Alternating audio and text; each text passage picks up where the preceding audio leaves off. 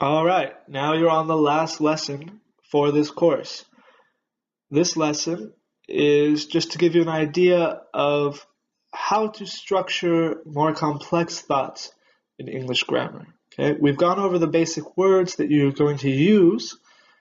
Now I want to close this course with just a quick overview of what to do when making your thoughts a little bit more complex. Okay, we call this parallelism. So what is parallel structure? Okay, parallel structure is very important in English, whether speaking or writing, okay, whatever means you're using.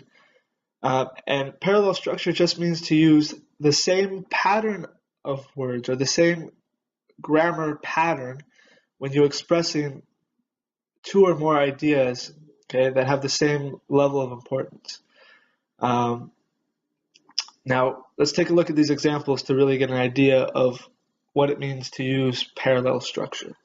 Okay, the dog likes to run, play, and eat food. Okay, so this is a sentence that uses parallel structure. Okay, it's correct. If you wrote your sentence like this or you spoke like this, very good. But some people who are learning English get confused and might mix different forms to make their sentence, and that would mean their sentence is not parallel. So, for example, the dog likes to run, play, and eating food. Okay. Now this should raise red flags if you hear this. This is not a sentence that has parallel structure. Okay. If you look at the one that's parallel, okay, the verb forms are all the same. To run, to play, to eat food. Okay. The grammar structure is continuous. It's parallel. It's always the same. But here, the structure is different. To run, to play, eating food. Okay. Eating has ing on it. That's a different verb form than our other verb forms in the sentence. You need to be consistent. You need to keep them the same. You need to maintain parallel structure.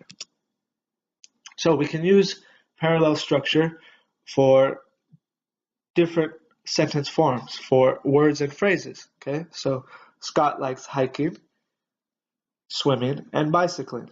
Okay, here our words, our verbs, are in the same structure. They're parallel. Mary likes to hike, swim, and ride a bicycle. Once again, we're parallel structure. Everything is the same form. But here, Mary likes hiking, swimming, and to ride a bicycle. Okay, that's wrong. That sentence does not have parallel structure.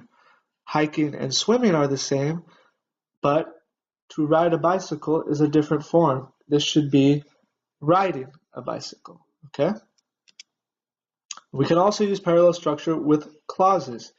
Okay, let's take a look at these examples. The teacher told the students that they should study, that they should sleep well, and that they should do some review games. Okay? Each one of these clauses, okay, are in the same form. This has parallel structure. Let's take a look at something that does not have parallel structure. The teacher told the students that they should study, that they should sleep well, and to do some review games. Okay? Now this last clause does not maintain the same structure as the others.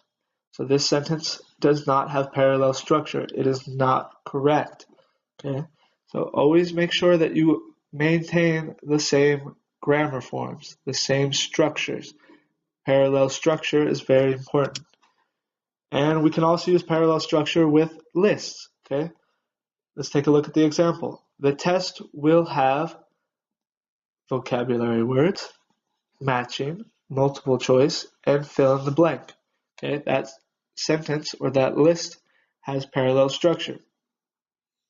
But this sentence, the test will have vocabulary words, matching, multiple choice, and filling in the blank. Okay, that does not maintain the same structure. It's not parallel. So go ahead and try and correct this sentence so that it has parallel structure, okay? I'll go ahead and pause it, and when you're ready, unpause it, and we'll go over the answer. All right, so here we go. The coach said he was a bad player because he never practiced, studied on the last day, and he was exercising little, okay? So we need to change that last part. Exercising is not the same form as the others. So it should be, the coach said he was a bad player because he never practiced, studied on the last day, and he exercised little. All right? So go ahead and watch this lesson again. Make sure you really understand the idea of parallel structure. And this is the last lesson for this course. So what I want you to do is really review these lessons, be familiar with these ideas, really build a strong groundwork for English grammar.